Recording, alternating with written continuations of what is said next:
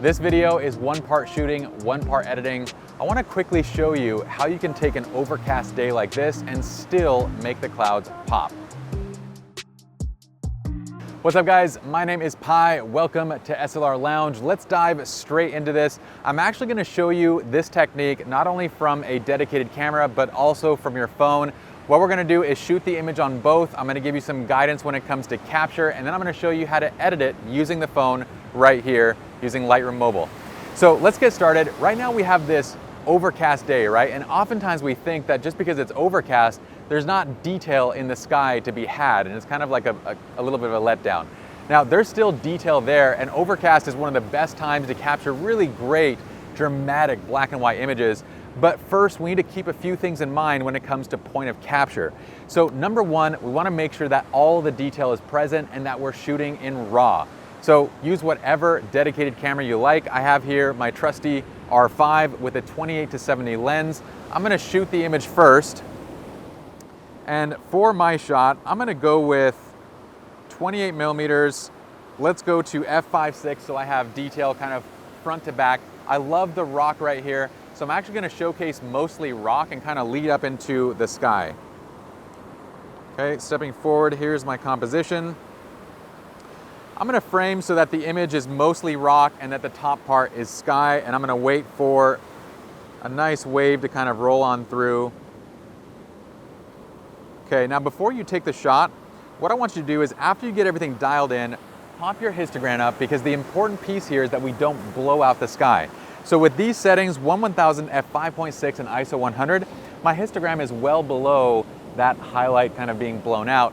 But this is what it would look like if your highlights are actually blown out. We wanna make sure that we don't go here, because as soon as your highlights blow out like this, there's not gonna be detail in the sky to recover.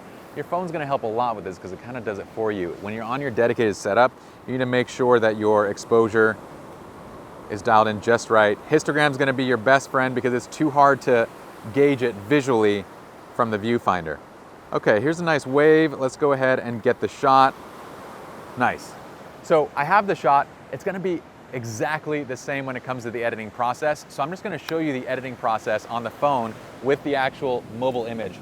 The nice thing about the phone is it's kind of going to do most of the work for us. So as you can see from the display, I'm using the iPhone 12 Pro and I'm using the widest angle lens. This is kind of tighter. This is closer to that focal length, but we're going to go wide. I like this rock below me, looks awesome.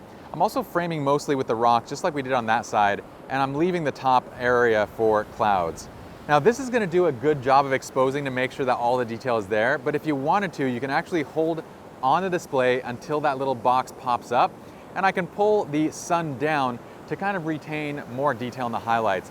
But honestly, the computational photography in your phones is fantastic, so I would just use that to preserve all the detail.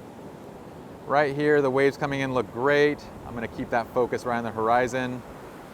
Let's get another wave. Okay, that looks super cool. Let's go ahead and grab this one, and we're gonna send that right into Lightroom. So I'm gonna click that little arrow. We're gonna go straight up to Lightroom, and I'm gonna click Launch Lightroom now.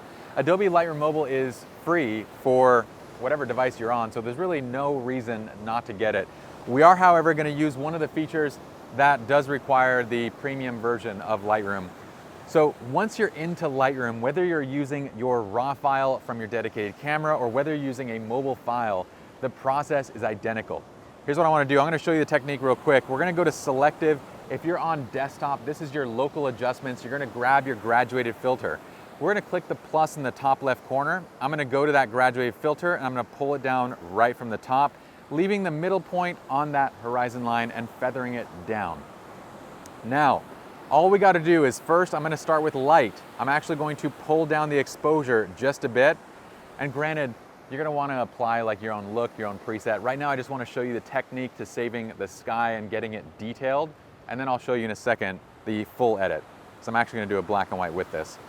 Now we're gonna go to effects and we're going to actually increase dehaze. And you notice that as soon as we do that and we start pumping it up, this detail comes in the clouds that looks freaking awesome. I'm also going to add additional clarity to the image, and look at this just between that, okay? So just adding that, look at the before versus the after.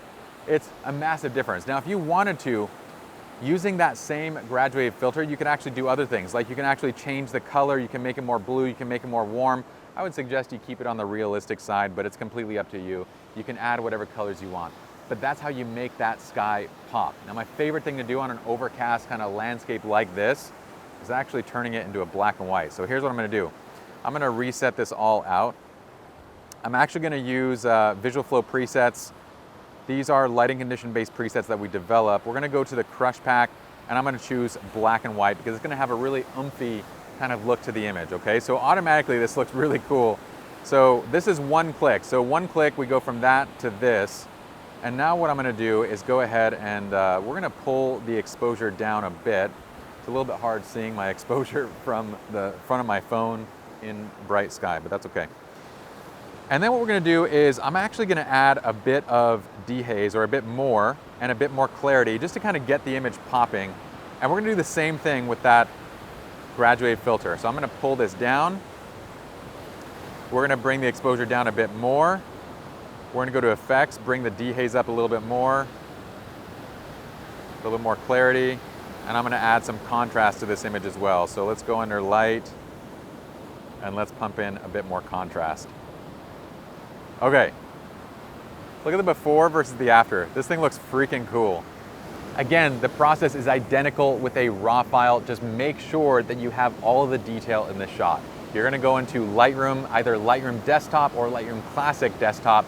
You're gonna drop in a local adjustment with a graduated filter, and you're gonna do the same thing. Use that dehaze, exposure, add a bit of clarity, and then if you want, you can throw in a little bit of color as well. I hope this quick tip helped you all out, especially on overcast days. There's still a lot of great detail to be had in the clouds. In the meantime, if y'all enjoyed, please subscribe to the channel if you so like, turn on notifications, and I'll see you guys next week, same time, same place. Peace.